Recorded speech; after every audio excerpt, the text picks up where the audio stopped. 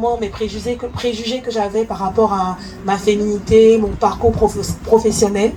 Et j'avais eu la chance d'avoir des femmes qui ont pris le temps de me tenir la main, de m'expliquer leur vie, en fait, privée, professionnelle.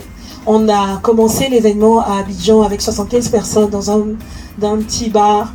Et aujourd'hui, on est allé jusqu'à 2000 personnes, 300, 400 personnes. Et ça reste quand même des discussions à bâton rompu. Ça reste quand même des thématiques qui nous touchent vraiment. Et c'est très important pour nous, même si le nombre grandit, de rester authentique, de partager comme en famille.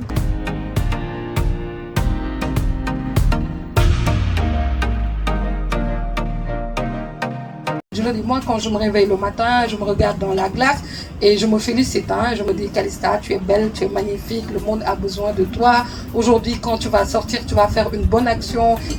Et c'est ce qui fait aujourd'hui que je raconte les histoires de femmes. Quand je faisais Yaye 2.0, je pense qu'au début, les gens me disaient, a-t-on idée de raconter une histoire sur la maternité? Je dis que toutes nos histoires doivent être racontées. Et quand j'ai fait ce projet-là, je n'avais pas idée de comment les femmes, elles souffrent en fait. C'est-à-dire quand on attend un enfant, on souffre. Quand on a un enfant, on souffre.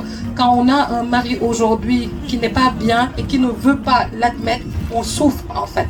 Donc évoluer et avancer, c'est de ne pas avoir peur de se regarder, c'est de ne pas avoir peur de faire des erreurs. Max des trucs de elle seule, ne parlez pas. Elle est là, je vais. Elle est là, non, ça va.